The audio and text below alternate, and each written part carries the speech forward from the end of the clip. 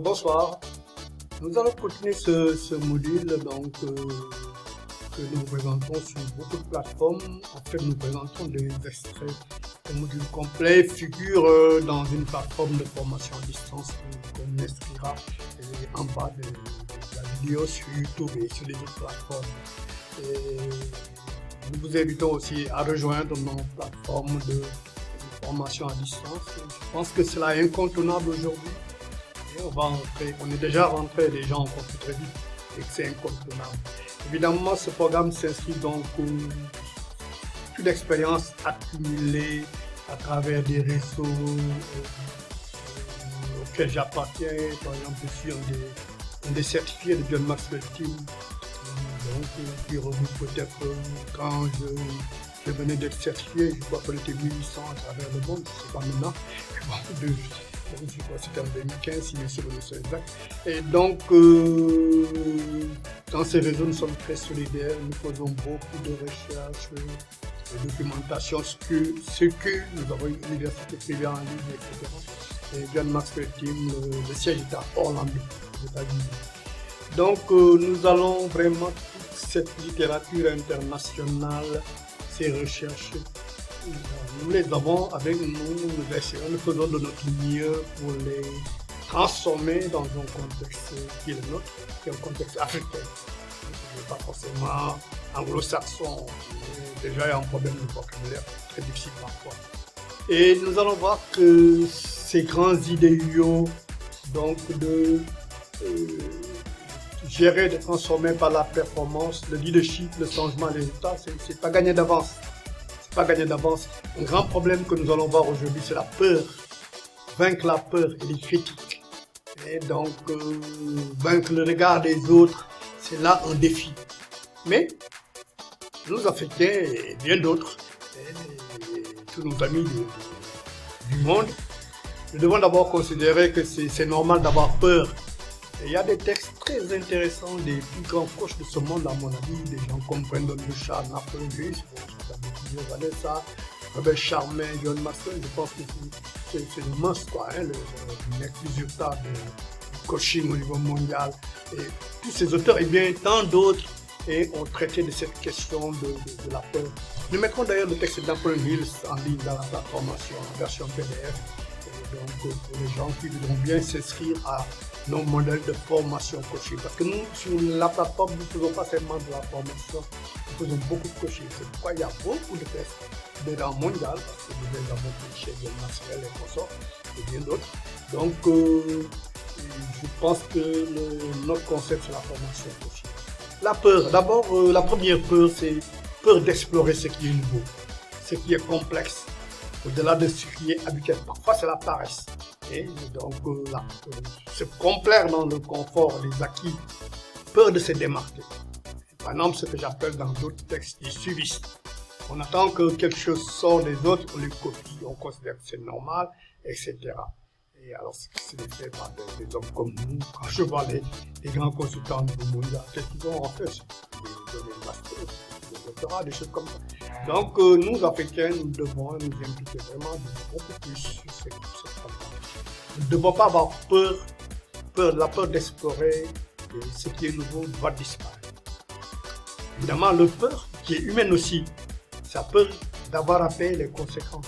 On ne sait jamais. C'est jamais ce qui va arriver. Peur d'avoir à faire encore plus d'efforts. Et si on se lance dans le changement, dans la transformation, dans ce qui est nouveau, probablement il y a beaucoup de nouveaux chantiers qui vont apparaître avec les contraintes.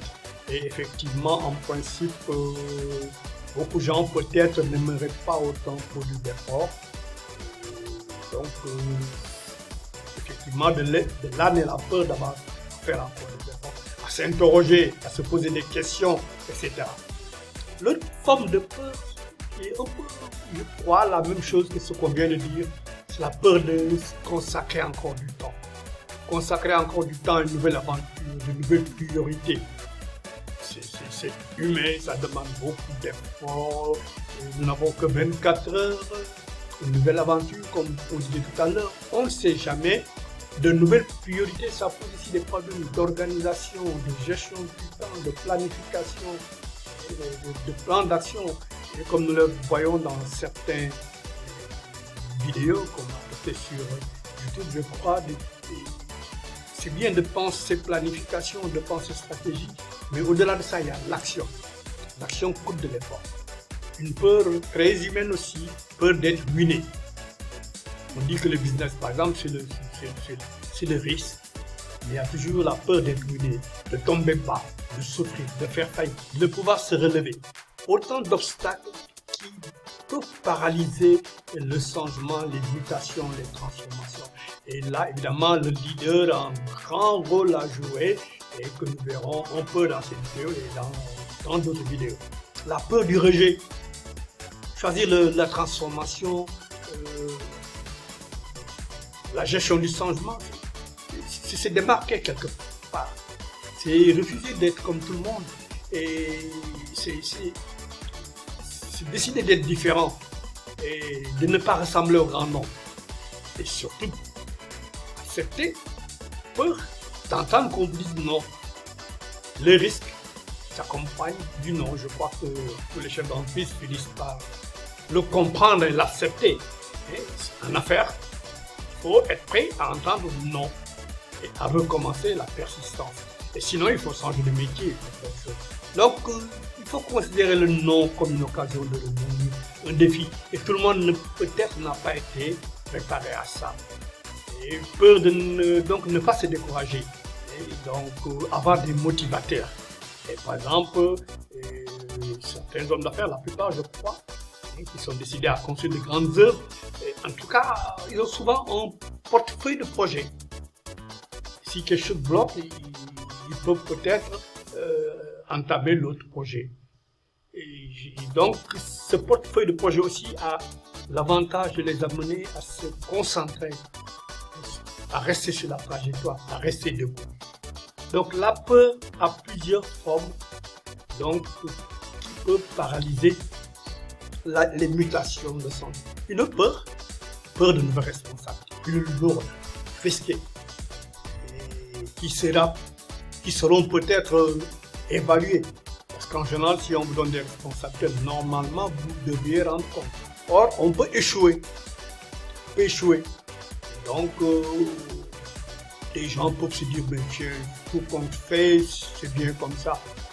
Pourquoi accepter encore beaucoup de responsabilités? Comme on voit aussi souvent le contraire. Il y a des gens qui aiment les privilèges, les postes, ils n'ont peut-être pas les compétences, ils vont prendre. Mais en réalité, il faudrait qu'ils calculent aussi ce que nous venons de dire. Les responsabilités seront évaluées, on peut échouer. La peur du regret, on regrette d'avoir à payer le prix de ses choix. C'est un peu ce que je disais tout à l'heure. Et les choix ont souvent un prix, et surtout les mauvais choix. On se demande qu'est-ce qui va arriver si, peur du regret, peut-être que j'aurai à le regretter si je rentre dans ça. Ça peut être aussi une forme de peur. Et là, nous sommes en train de voir, et nous le verrons tout à l'heure, comment dépasser ces peurs pour entamer le grand changement, la transformation dans la plupart de nos organisations. Et dans le monde, on va venir la Covid. Le changement, c'est un problème réel pour beaucoup de gens. Et donc, la peur des frustrations, on doute. Et ce que les autres vont passer, de moi, de nous, peut-être qu'ils vont se moquer de moi, de mes ambitions, de mes rêves qu'ils vont considérer comme démesurés, comme irréalistes, etc. Et peut-être que j'en sortirai frustré. La frustration n'est pas un défaut dans la plupart du temps. C'est quelque chose de normal. Quand on n'est pas content, on est frustré. Et donc, le problème, c'est que peut-être la frustration découle d'une cause juste. Peur d'avoir à souffrir, à endurer. Donc, autant d'obstacles au changement, à la transformation, à la mutation, à la réinvention. Il y a tout un langage que l'on va d'ordinaire ou que l'on entend dans la bouche des managers, des leaders, des politiciens, etc. Et peur d'échouer, faute de temps, de savoir-faire, de pas être savoir-faire, savoir, et même aujourd'hui en quatrième, savoir devenir, et de ne pas pouvoir tenir le rythme. Être par exemple dans une équipe où les gens ont une culture de la haute performance, ils sont habitués, ils ont été formés, il y a peut-être un leadership catalyseur qui les a amenés à ce stade. Vous n'êtes pas encore à ce stade. Vous doutez, vous allez échouer. Par exemple, dans ce cas, de devoir se plier à de nouvelles contraintes, des règles, une nouvelle discipline, une rigueur. En général, on ne le dit pas souvent, mais les grandes réussites, il y a beaucoup de rigueur derrière, beaucoup de discipline, Peur de la pauvreté. Et Napoléon Hill a fait un texte magistral sur ça dans son livre, donc, qui considère comme la peur la plus grave. Et c'est la peur de la pauvreté. Évidemment, là, c'est une conception américaine. Et quand on a faim, on a soif, quand on ne peut pas régler ses besoins primaires, il fait très fort pour rester debout. Et comment détruire la peur? Napoléon dit que c'est l'une des peurs les plus destructrices des peurs.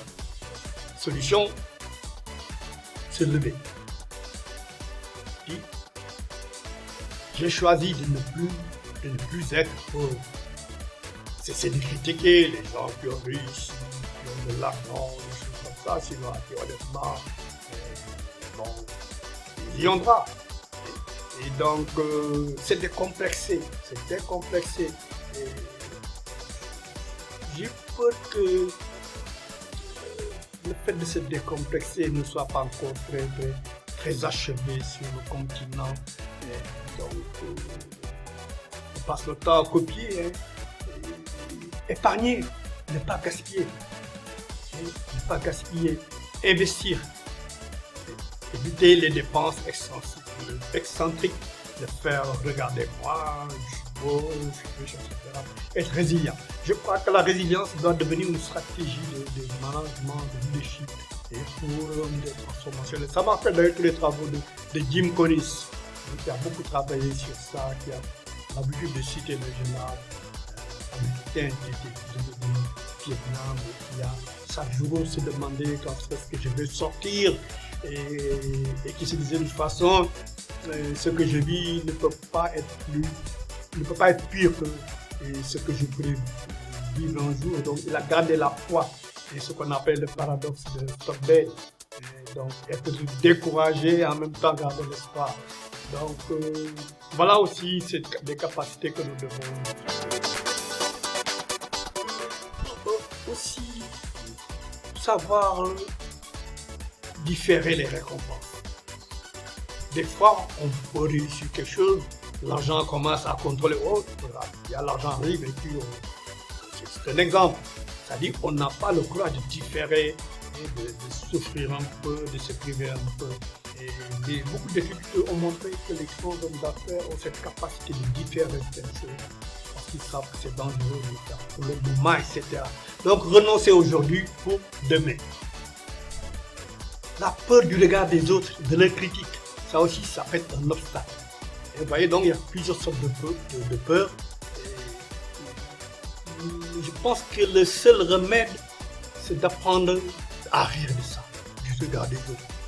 De ne pas être malheureux de ce que les autres pensent, de s'assumer. De considérer la critique comme une occasion d'apprendre à ne pas écouter des pessimistes, des jaloux, et donc des gens qui critiquent au fond parce qu'ils ont des problèmes personnels. Et donc, considérer donc la critique, en tout cas la critique positive, serrer les dents, apprendre à l'accepter et considérer ça comme une occasion d'évoluer, de trier ses amis, ses compagnons. Il y a des gens, vous allez voir, c'est le but aussi. Des pessimistes, des gens qui n'ont pas loin de critiquer ça. Donc, à un moment donné, il faut faire un choix.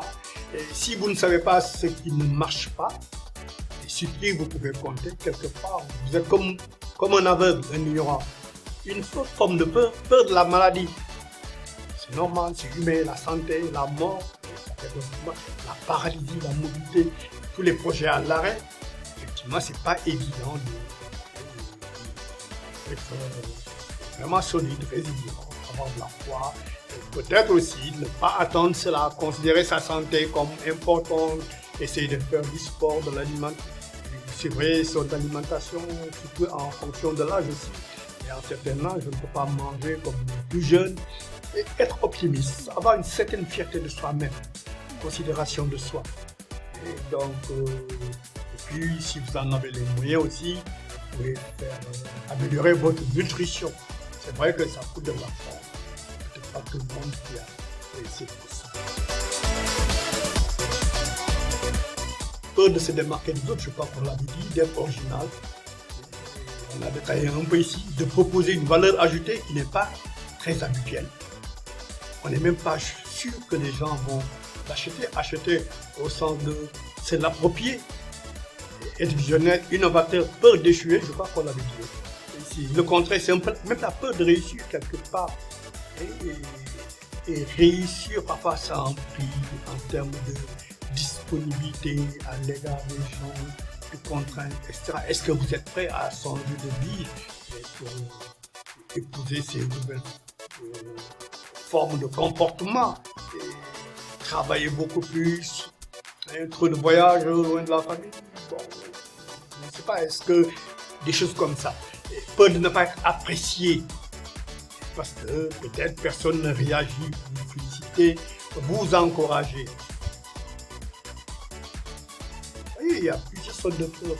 Il y a certaines qui sont normales dans la vie et peur de perdre un être aimé. C'est vraiment douloureux parfois, c'est dur de se relever, c'est difficile de contrôler ses émotions, de préserver son intégrité caractérielle. Et peut-être que si on n'est pas solide, on peut passer de l'autre côté, aller dans le terrain de la jalousie, suspicion, pessimisme. Donc il faut apprendre à penser la vie en rôle. Apprendre à penser la vie en rôle. Peur de la vieillesse, beaucoup de gens sont conditionnés. Allant par la retraite, il y a des gens qui considèrent ça comme presque une fatalité. Et donc il y a une forte perception entre la vieillesse, par exemple la retraite, la pauvreté, les pensions, le déclin physique, la santé.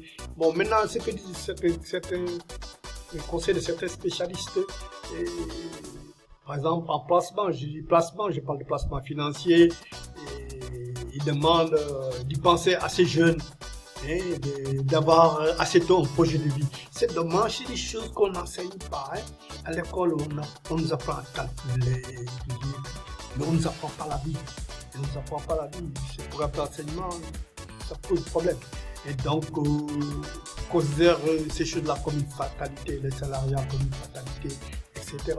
Et ici, les spécialistes en placement disent apprenez à consacrer 10% de vos revenus chaque année. Et selon le document, vous verrez à partir de l'âge de 20 ans, je m'explique, on est jusqu'à l'âge, c'est à partir plutôt de l'âge de 20 ans jusqu'à 50, 60 ans. Et bon, tout dépend évidemment du type de marché financier dans lequel on est, le pays, tout ça. Et d'autres conseils qu'on donne aussi, investir dans ce qui peut rapporter au moins 10% chaque année, si la base d'intérêt composée, etc. Et donc, je pense que les nouvelles générations sur le continent doivent penser à cela. Et puis les fabricants imprimés de produits de ce genre la peur de la mort et de l'inconnu, aller au-delà, ça peut créer la frayeur. Conseil, pourquoi ne pas l'accepter pendant qu'on est encore vivant et plutôt penser à avoir des objectifs, penser à laisser un héritage, un legs, des sacrifices. Ça vous occupe. Et votre angoisse n'est plus la mort peut-être, mais c'est que vous allez laisser du cul à l'humanité, à votre famille, aux prochains, etc. Donc voilà. Et ces freins-là nous freinent, disons, excusez-moi l'expression. Ce sont des obstacles. Et le défi qui se pose à nous, c'est de passer de la mentalité de victime à héros, pour employer un peu le terme de la belle phrase de Robert Charmin que j'aime bien, et de victime à héros. Donc nous devons apprendre cela. nous les Africains, je ne peux pas que les Africains, les universités, les coachs, les formateurs, les consultants. Donc, ce que je vous dis, peut-être les Américains le disent depuis les années du 19e siècle, ils ont des écrivains très célèbres, tout ça, des coachs très célèbres, comme Paul Hayes, que je disais tout à l'heure, même parfois au 17e siècle. Donc, vous voyez, donc, nous, Africains, coachs, formateurs, nous devons plutôt dire des choses de ce genre, adapter pour les Africains. Et le grand coach Robin Charmant dit que l'univers aux audacieux, je crois que plusieurs personnes l'ont dit, ça fait même partie de la sagesse populaire. Et si nous voulons nous affirmer au monde, nous devons exprimer notre héroïsme, ce que j'appelle la déconstruction. Nous devons nous placer sur un terrain où il est difficile peut-être de nous concurrencer. Mais si nous nous jetons bataille perdue dans une concurrence en faisant la même chose que les autres, nous ne gagnerons pas. C'est eux qui ont inventé ça, c'est eux qui le connaissent, qui l'ont développé, etc. Et pour commencer à être visible, à percer, et donc nous devons nous affirmer avec une certaine originalité. Évidemment, quand vous vous affirmez, vous percez, vous avez forcément des ennemis. Et peut-être votre stratégie, votre tactique change les gens. Donc, vous voyez, pendant la Covid, là, toute cette bataille d'information qu'il y a eu sur les médicaments, etc. Donc, c'est le monde qui est comme ça. Si vous vous affirmez, vous aurez des ennemis. Et donc, vous aurez des gens qui vont agir, puisque vous mettez au défi ce qu'ils représentent réellement, ce qu'ils ont toujours cru, ce qu'ils ont toujours fait, leurs intérêts, là où ils gagnent, etc. Donc, il faut arriver à faire les choses autrement. Nous pouvons, à partir de nos forces intrinsèques, proposer des produits, des prestations, une nouvelle littérature, etc. Et c'est fini, mais il faut se mettre au travail. Et il faut se mettre au travail. Nous pouvons le faire. Autrement, quand je parle aux États-Unis, Canada, ça, mais ils avaient fait vous dire ça, ce qu'on vient de vous dire, vous pouvez le faire. Vous êtes des hommes comme nous. Parce qu'en fait, si vous allez, ils savent que vous, là, ce que vous dites, vous savez ce que vous dites, et ils vous regardent avec attention. Et c'est ça que nous devons faire. Cessez de dire je ne peux pas. Je ne peux pas, cessez de dire passer de je ne peux pas à je peux. Évidemment, il faut sortir des alibis, des excuses. Il faut cesser de vivre dans le passé. Il faut cesser d'être trop influençable. Il faut prendre conscience qu'il faut changer. Et dans le module de la gestion du changement, nous développons bien cette notion de prise de conscience avec ce que des auteurs très intéressants comme Lévin et consorts ont dit là-dessus. Et le début de la transformation repose sur une prise de conscience. C'est pourquoi aussi les stratégies de transformation doivent avoir tout un programme sur l'éveil, sur la prise de conscience. Souvent, on dit, bon, écoutez, on va faire des plans pays émergents, c'est pas quoi, transformation, toute la littérature. Il n'y a rien derrière comme prise de conscience. Ça ne marchera pas. Et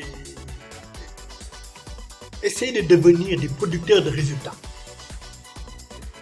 Comme on l'a dit dans l'une des vidéos passées, pensez pour agir. Pensez de façon stratégique, mais pour agir. Donc, devenir producteur. Passez de la mentalité de quelqu'un qui passe son temps à prendre. Donnez-moi, j'ai besoin, etc. À la mentalité de quelqu'un qui donne aux autres, qui donne au monde, qui devient créateur, par exemple, producteur. Acceptez qu'il n'y a pas de secret. Il faut une série de compromis. Une vie réussie, c'est une vie, c'est une série de compromis. Plus difficile, transformer ses adversaires en alliés. J'aime bien le petit bouquin de Bob Burg. C'est un livre simple et merveilleux pour les gens, c'est évidemment pour les gens qui s'intéressent à la littérature du développement personnel, du coaching et consorts. Si vous voulez transformer les choses, il y a une aptitude qui vous est nécessaire, la capacité à créer des coalitions durables.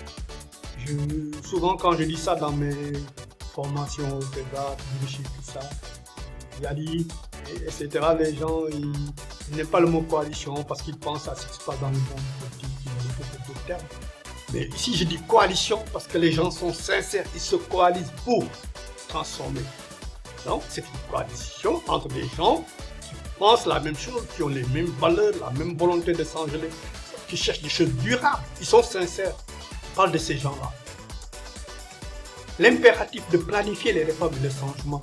Et si on avait développé ici la recherche du changement en détail, on verrait qu'il y a beaucoup de choses que l'on ne fait pas quand on élabore des programmes de changement. Et pourtant qui sont nécessaires. Autant on a un plan stratégique qui décline des objectifs stratégiques, des actions, des mesures de performance, autant ce plan doit être accompagné d'un plan de gestion du changement. Et c'est comme les gens qui font des plans stratégiques, il n'y a pas de... L'aspect risque n'est pas pris en compte. Et souvent, c'est de gros documents, mais 5 ans après, 4 ans après, il n'y a pas 10% de réalisation. D'ailleurs, il y a une étude de la Harvard Business School qui montre que la plupart des plans qu'ils ont étudiés, le taux de réalisation ne dépasse pas 10%. C'est bien écrit. Et parce que derrière, il y a toutes ces questions de leadership, de gestion du changement, de management stratégique dont nous parlons dans les différents modules qui figurent sur notre plateforme. Assumer les erreurs. Visualiser. Ça, c'est des aspects coaching, c'est des aspects renforcement de ses propres capacités, de son mental. On considère la visualisation, se voir en train de réussir quelque chose, de surmonter les obstacles, reformuler ses buts, se poser de bonnes questions. J'aime bien le bouquin le livre de John Maxwell, qui, je crois, à peu près, qui dit ceci, le titre, les bons leaders ou les grands leaders se posent de bonnes questions. Il ne s'agit pas de poser toutes sortes de questions. Mais pour poser une bonne question, il faut y avoir réfléchi, pas improviser. Une question aussi, puisqu'on parle de questions, que tout le monde devrait peut-être accepter en toute sagesse, se poser la question, comment je peux m'améliorer à partir de l'erreur, à partir de l'expérience tirée des erreurs. Quelles sont les 3 ou quelques leçons positives que je peux m'approprier à partir de mon expérience. Apprendre, c'est prendre des responsabilités. Et c'est comme dans ce module, je ne sais pas si c'est là ou dans le module, je parle des adversaires du changement. Certes, je connaissais la littérature, comme tous les gens qui ont fait du management, mais je l'ai enrichi par ma propre expérience de quelqu'un qui a été mandaté parfois pour faire des réformes et qui s'est heurté en mur. Ce que j'appelle les saboteurs du changement. Donc aussi, nous devons, ça c'est des leçons positives, je crois, que je me suis approprié à partir d'une expérience de manager envoyé pour redresser, pour changer les choses, et qui, dans la pratique, se rend compte que tout le monde ne veut pas de ça. Apprendre donc, à prendre des responsabilités. Apprendre, c'est aussi prendre.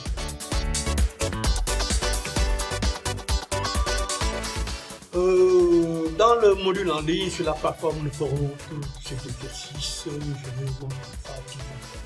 Nous avons un gros manuel de peut-être au moins 100 exercices. Et donc, on va essayer de vous apprendre à contrôler vos émotions. En tout cas, on va discuter de ça.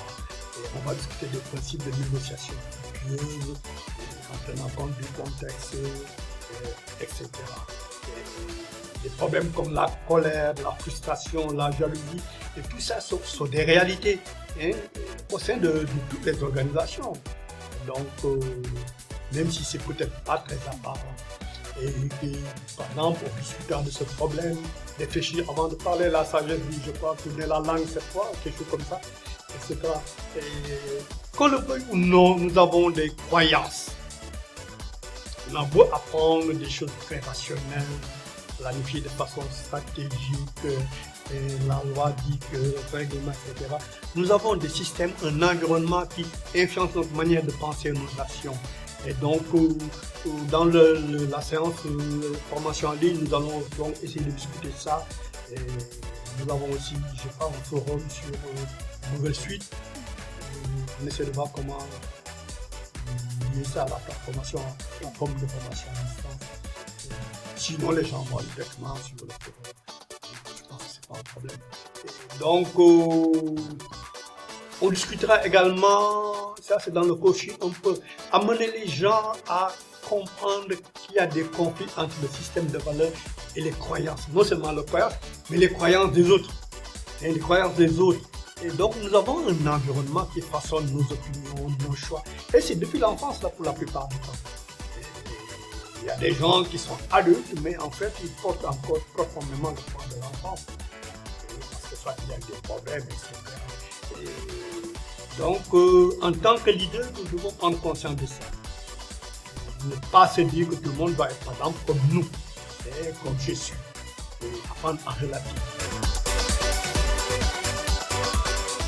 Là aussi, je pense que pour sortir de ces guêpiers de la peur et pour amorcer le changement, il y a un élément aussi donc, que le leader doit gérer, reconnaître les autres, leur ego.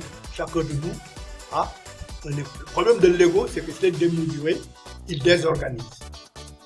Et sur les gens qui font des modules sur les fraudes, on verra comment l'ego est considéré souvent comme un élément qui est à la source des fraudes.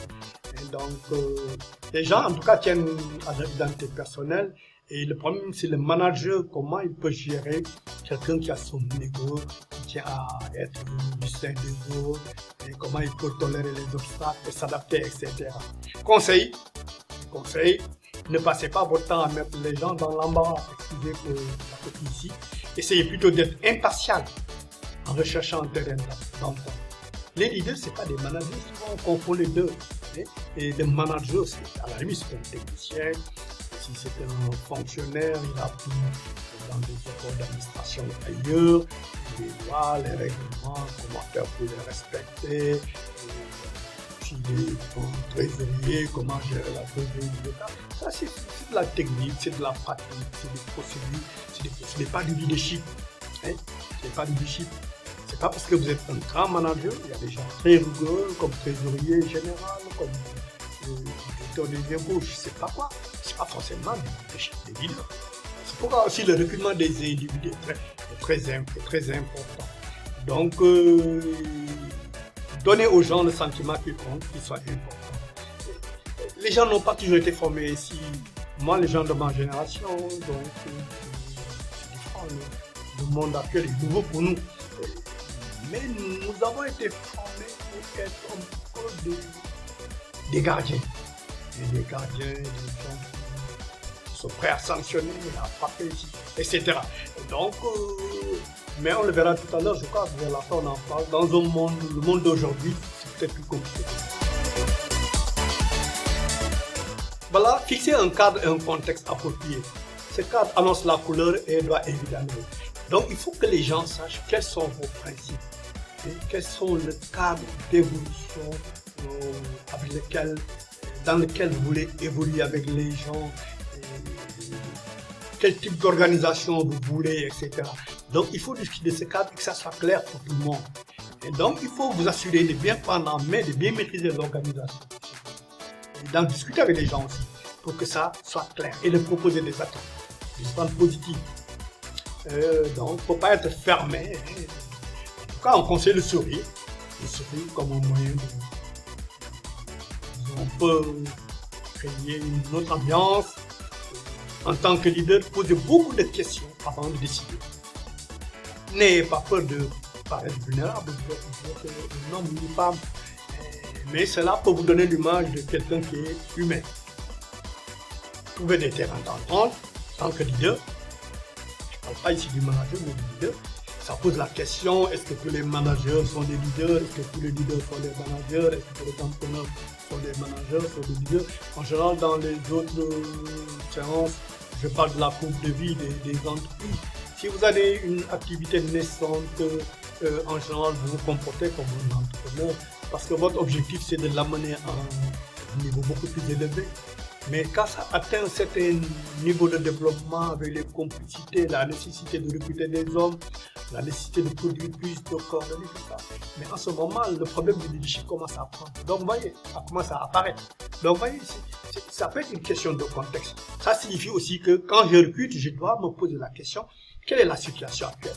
Est-ce que nous sommes dans une phase entrepreneuriale? Est-ce que nous sommes dans une phase de croissance dynamique? Même parfois, est-ce que nous sommes dans une phase de déclin, de redressement?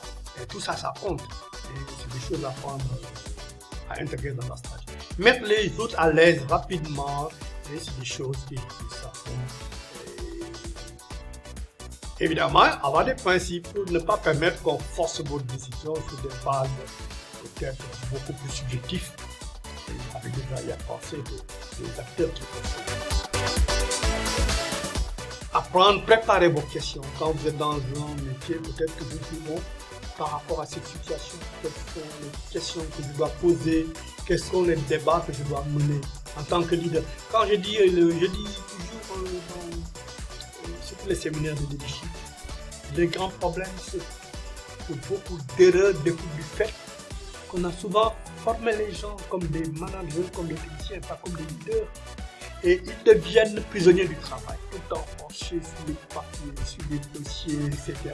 On dit, ah oui, celui-là, gay, là, lui, c'est le gars, il est bien, il nous donne, il va faire le travail. Donc, vous n'avez jamais le temps de lever la tête, de regarder autour de vous, d'analyser, de formaliser tout ce que je vais vous dire. Donc, je pense que c'est un problème d'endoctrinement, de formation qu'il faut faire. Apprendre à communiquer avec empathie. Être subtil dans vos interactions avec les autres. Et peut-être parfois essayer de contenter les gens. Bon, je me demande si vous en savez plus que moi, je peux me tromper, mais est-ce que des choses comme ça, montrez aux autres que vous les reconnaissez, que vous reconnaissez leurs arguments. Même parfois, si vous devez s'appuyer vos principes, laissez une porte ouverte. Laissez une porte ouverte. Soyez patient. Évidemment, on a un grand problème pour se former dans les grandes écoles et consorts, c'est le jargon. D'ailleurs, chaque discipline a son jargon. Parfois, les hommes aiment ça, raconter des histoires. Ils ont inventé pour chaque chose, pour chaque discipline, un langage parfois ésotérique. Peut-être ça les valorise, etc. Ça pose un problème. Okay? Et surtout, éviter les jargons qui conduisent à la confrontation. Gérer de sorte qu'il y ait toujours une marge de dialogue. Je dis, mais c'est pas toujours facile à faire, mais c'est ça la bonne attitude. Parfois, on se dit que c'est grâce à c'est impossible. Ça arrive. Accordez plus de temps à l'écoute. Partagez des expériences. Donnez aussi aux gens la capacité de découvrir des expériences qui ne connaissent pas. Moi, je me rappelle, j'étais dans ma vie chargé de certaines réformes. Je ne vais pas les citer. J'ai eu beaucoup de problèmes. Un beau jour, je devais partir. C'était au Canada, je crois, je ne suis pas parti. Et parce qu'il y avait un empêchement de dernière minute, j'ai demandé à mon bras d'âme. Je suis parti de vous, mais le directeur, on n'avait pas compris. Ce que vous dites là, ces gens, ils le font comme ça, etc. Vraiment, on s'excuse, etc. Les gens qui étaient contre la réforme. Et donc, vous voyez, c'est donner aux gens l'expérience de découvrir aussi. Ça peut être un idée. Évidemment, vous devez apprendre à être un grand influenceur. Et c'est très important. John Maxwell a une phrase très intéressante qui est devenue célèbre au niveau mondial. Le leadership, c'est de l'influence. Rien de plus, rien de moins. C'est vrai que l'influence, ça peut être en bien ou en mal. Bon, si vous dites Hitler, c'est un leader, certains vous le diront. Et Gandhi, ils vous diront que Gandhi, c'est un leader, mais ce n'est pas les mêmes types de leaders. Donc, vous voyez, Hitler a influencé des gens, dirigé des millions de gens pour une cause que croyez peut-être juste. Et donc, apprendre à être influent. Mais non seulement être influent, mais avoir le caractère de grands influenceurs. Et le mot influenceur, aujourd'hui, est rentré dans le langage avec Instagram et tout ça là. Bon, C'est-à-dire que les gens sachent que ce gars,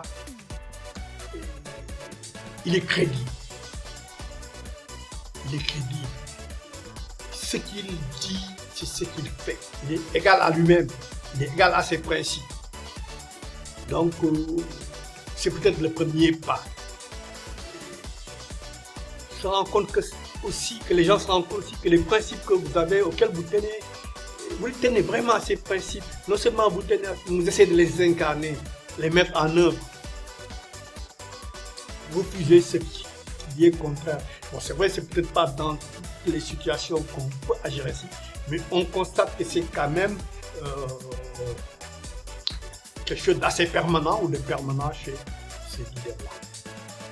Parler avec affection aux gens, leur donner la considération, considérer qu'ils ont une réputation positive à hauteur de leur rang ou de leur statut.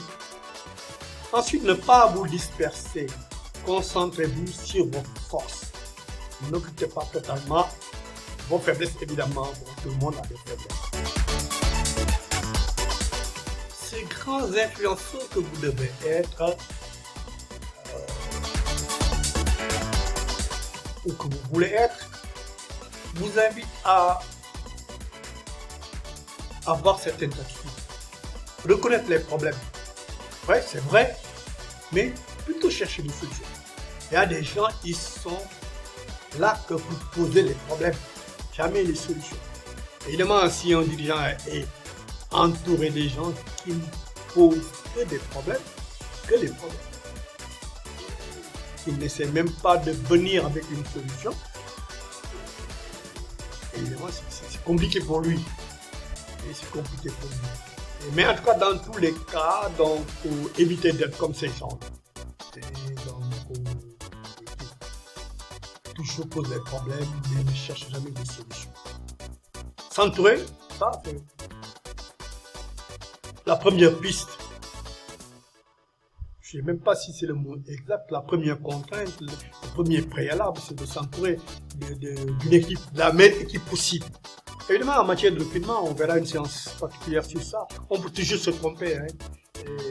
Bon, je me rappelle, ça fait plusieurs années, j'ai eu une dame dont à l'époque on disait qu'elle était l'une des plus grandes spécialistes en recrutement pour les multinationales. Tout ça. Je me souviens toujours de l'interview, je ne sais plus dans quel journal, quand il a posé la question, mais madame, est-ce que vous ne trompez pas? Est-ce que vous pouvez garantir à 100% que vos recommandations, la personne que vous demandez de recruter, il n'y a pas de problème? Je ne peux pas vous garantir ça à 100%. Mais toujours est-il qu'on n'improvise pas, il y a des méthodes que nous verrons dans une des vidéos. Être cohérent, prévisible. Et donc, j'espère qu'on aura le temps de voir le problème de la complexité de l'homme au travail. Parce que c'est si simple que ça, non. Il y a des névrosés, il y a des déprimés, il y a toute une typologie qui a été arrêtée par les spécialistes en la matière. Quand on dit ça, on a un peu peur d'ailleurs. Et donc, voilà, donc, s'entourer de la meilleure équipe, la meilleure équipe, et ce qu'on appelle une équipe de vie. Je dis toujours aux jeunes là, dans les séances, que vous êtes jeunes, vous devez apprendre dès à présent à identifier des gens avec lesquels peut-être un jour vous allez entreprendre quelque chose. Je le conseille toujours aussi de créer un cercle rapproché. C'est comme ça qu'on l'appelle dans notre là, un cercle rapproché. Donc, en demandant de commencer par 5 personnes, à partir de 5 personnes de passer à 10, etc. Il y a tout un schéma pour décider. Ces grandes personnes, ces grands influenceurs ont compris que le succès est dans l'entourage. Ils passent beaucoup de temps à connaître. C'est des gens qui observent très bien souvent. Et même s'ils ne font pas savoir, ils prennent cette précaution de s'entourer, de la mettre. Ils ont une équipe de vie. Ils sont cohérents, prévisibles. Il faut savoir aux gens qui peuvent compter sur lui. Il est ouvert. Ils sont ouverts plutôt. Mais ils ont des principes, un principe important, la vérité, la franchise. Et comme disait Charles Belge dans un fameux texte, la franchise. Ils apprennent des erreurs, c'est vraiment visualisent. les interactions, ils vous racontent ça. C'est des gens qui ont appris à avoir certains problèmes. Ils vous ont rencontré aujourd'hui, vous avez discuté, après ils vont prendre un peu de recul, qu'est-ce qui s'est passé avec ce monsieur ou cette dame, etc. Et vous peut-être voir comment ils auraient pu faire la prochaine fois, peut-être avoir un meilleur débat sur ce thème avec ce genre de personnes. Mais un prix à payer, tout ce que je vous dis, c'est assez cohérent. Et si ne pas avoir peur de la vie des autres, devenir un grand leader, ça suppose le courage de déconstruire.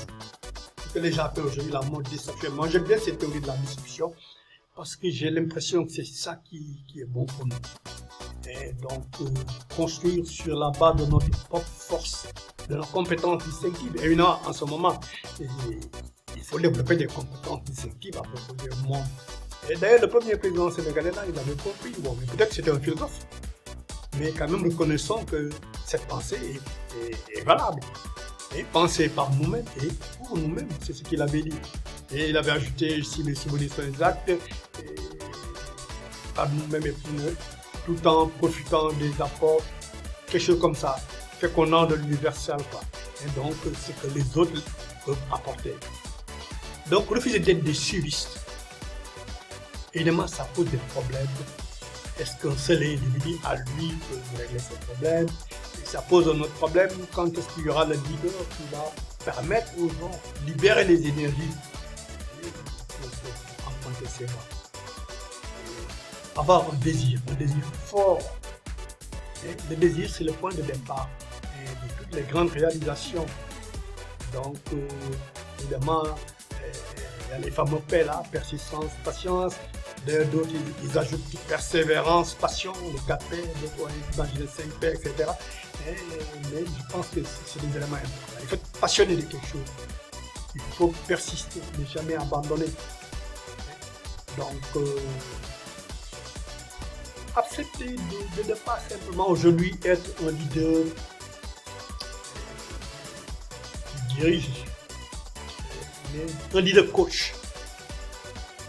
Les leaders transformationnels, je crois que c'est étudié en détail dans tous les autres vidéos ici. Et les leaders sans titre, c'est que Robert Sharma appelle leader without title. Et d'ailleurs, ça m'a rappelé aussi le principe que j'ai dit il y a quelques jours, je crois, sur une vidéo. Le leadership, c'est pas de titre. Ok, on nomme un monsieur, directeur général de ceci, quel autre titre? Vous entendez peut-être des gens dire oui, c'est un grand leader. Ça n'a rien à voir avec le leadership. À la limite, pour le moment, c'est un manager. Le leadership, tu vas faire la preuve que tu es un leader. Et d'ailleurs, c'est pourquoi John Maxwell parle de la loi du processus. C'est un processus. Ça prend. Et c'est le fameux débat. Est-ce qu'on est un leader, est-ce qu'on le devient? J'ai remarqué quand même que dans les cours de formation coaching, la culture joue beaucoup. Mais nous y reviendrons. Mon expérience d'Africain aussi montre que tout ce que nous disons n'est pas possible s'il n'y a pas une stratégie nationale d'équipe, de transparence, d'intégrité, de performance. Et ça c'est mon expérience. J'ai constaté dans beaucoup d'émissions que sur le champ de l'éducation, il y a quelque chose qui est très important, l'environnement joue. Pour ce que j'ai dit aussi, le problème de la discipline, de l'autodiscipline, on y reviendra en émission sur ça. Et d'éduquer les gens à être disciplinés, à se discipliner. Ne pas attendre qu'on vienne les discipliner. Vous, évitez les gaspillages. Est-ce que ça dépend d'une nouvelle génération? Je mets point d'interrogation plusieurs. En tout cas, là, c'était un enjeu important. Tout ce que je viens de dire me paraît devoir être analysé sur la perspective d'un nouveau monde qui est déjà là. Ma génération et d'autres de ce genre, vous voyez le schéma, nous c'était l'ancien monde, avec le patron en haut qui dit tout à moi, je, le chef qui dira ma tout ça. C'est ça la discipline, ça marche. Le nouveau monde, c'est plus compliqué. Et regardez, ce schéma, c'est dans d'autres écrits, j'ai appelé ça la société polycellulaire. Et donc, dans d'autres textes, j'ai parlé de centre de responsabilité également polycellulaire. Je vais mettre en ligne, c'est des vieux textes. Il faut peut-être les mettre à jour aujourd'hui. À l'époque, il n'y avait pas tout ça. Et donc, le moment est venu de formater. Donc, le nouveau monde, il est polycellulaire. C'est une expression que j'invente, je crois. Et donc, j'espère qu'on me l'acceptera pour décrire mon modèle. Et donc, polycellulaire, ça signifie qu'aujourd'hui, regardez ce qui se passe avec la communication. Par exemple, ce que je suis en train de faire. 15 ans, disons 20 ans, je n'ai pas pu le faire. Prendre mon expérience, le formater, le mettre en ligne, le présenter, en discuter avec eux. Il y a 20 ans, beaucoup d'entre nous n'auraient même pas pu passer leur message. S'il faut aller à la chaîne nationale, ça coûte d'abord extrêmement cher. Et aujourd'hui, faire de la publicité sur Facebook, sur Instagram, je ne sais pas moi. Même aujourd'hui, vous pouvez même acheter une plateforme pour faire des trucs comme ça.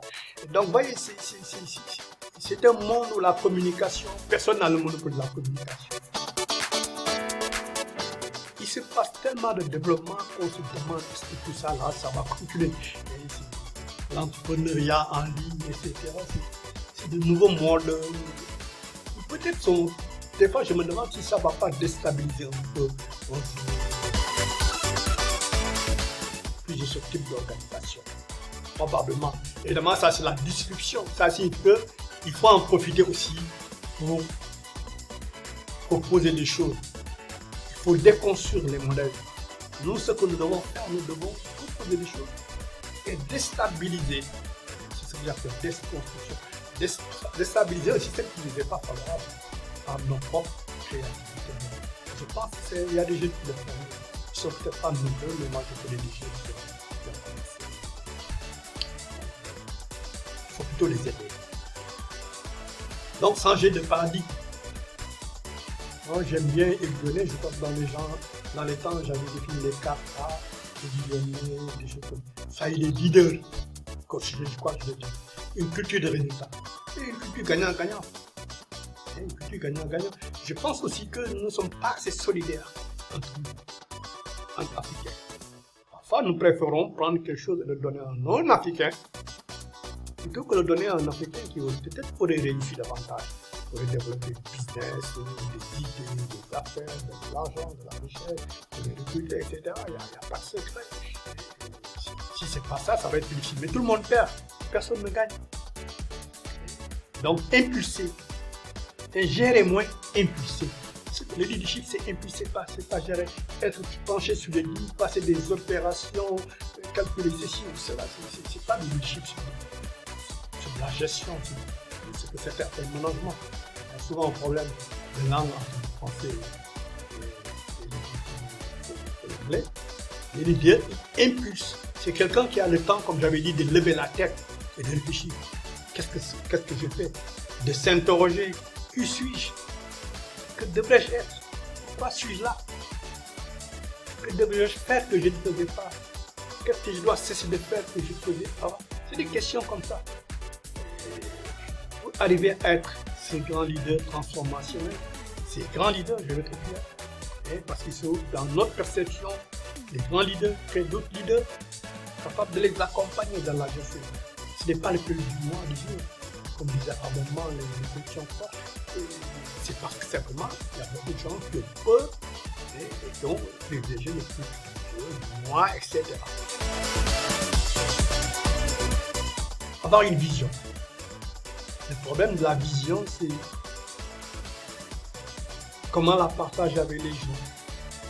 Il faut créer des synergies pour ça. J'ai parlé des coalitions précédemment, tous les conseils que je donnais. Je pense que dans nos pays et dans le module la gouvernance entrepreneuriale, modernisation, qu'on est en train de mettre en place ici. Et je pense qu'il y a des réformes de l'État très importantes à finaliser, mais par des gens qui croient. simplifier, alléger, éliminer les frontières, débarrasser de la bureaucratie, tout ça c'est un projet. C'est un projet. Pour moi, pour un politicien, c'est un projet de loi. Son alternance par exemple. Et soyez moins formaliste. Réveillez chez les gens l'énergie qui sommes. Nous avons tous un talent. Le grand problème, c'est d'éviter de mettre toutes ces forces dans quelque chose pour laquelle on n'a pas le talent.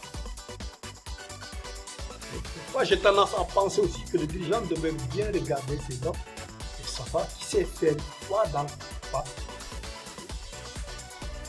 Peut-être au moment où je m'en suis peut-être tenu compte de ça. Et nous avons tous une énergie qui sommet en nous, qui peut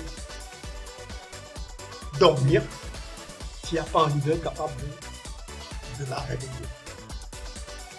Et comme je dis, c'est ça le type de leader dont je parle. Il y a plusieurs sortes de leaders, mais je ne parle pas des autres. Je ne parle pas des leaders dictatoriaux, des leaders dictatoriaux bienveillants, etc. Il y a des leaders qui sont des leaders transactionnels. Quoi. Ils feront de vous quelque chose si vous leur donnez un... etc. Il y a toutes ces typologies.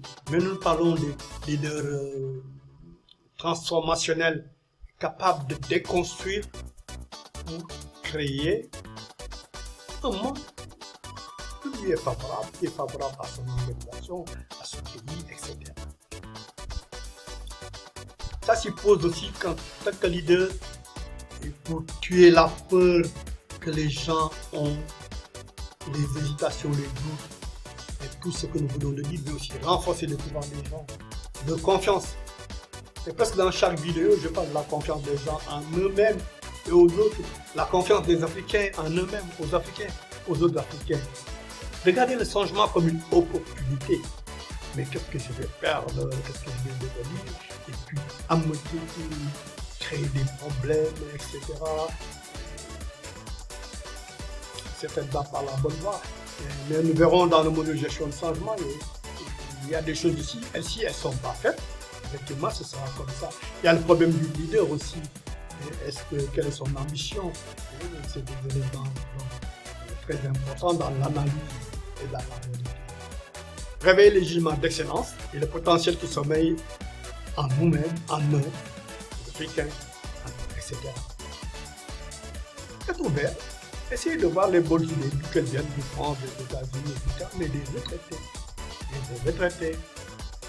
Donc, pour développer des réseaux, des partenariats, des coalitions gagnant-gagnant pour l'excellence. Et les coalitions dont j'ai parlé, c'est des coalitions non seulement gagnant-gagnant, mais c'est des coalitions où les gens se sont unis de l'excellence et des résultats.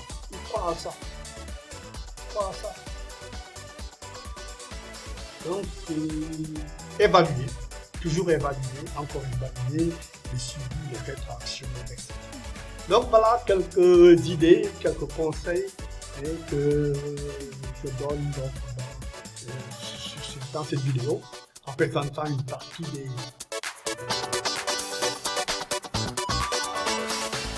ces slides. J'ai mis l'accent sur la peur et comment la dépasser, ce que le leader peut faire pour qu'on rentre dans de nouvelles situations. C'est pas facile, mais c'est normal, je crois. Si on comprend que c'est normal, si on comprend que c'est le seul moyen de déconstruire les choses, je pense qu'il y a peut-être une génération de leaders qui va... La fin, non, c'est pas la fin, c'est le début de plusieurs autres vidéos qui sont tellement interliées que parfois il y a des répétitions. Moi ici, je suis avec mes amis de John Maxwell à Orlando, c'était lors de ma certification. Nous avons notre université présente, tellement d'outils, je n'aurai jamais le temps de traduire tout ça, mais bon, mais on essaie.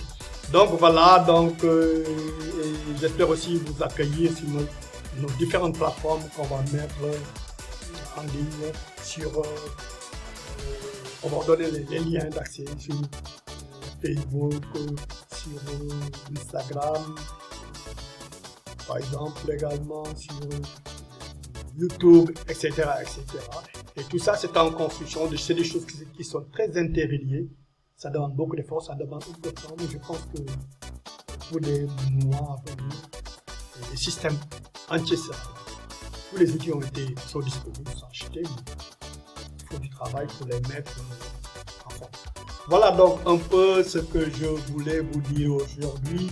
Et donc, sur la gestion du changement, le leadership et consorts, il y a beaucoup d'autres modules donc, qui sont consacrés. J'espère que ça vous a plu et que vous nous rejoindrez dans cette partie avec une autre plateforme que nous sommes en train de mettre à votre disposition et à la disposition du public. Merci. Ok, à la prochaine vidéo. Merci, à bientôt.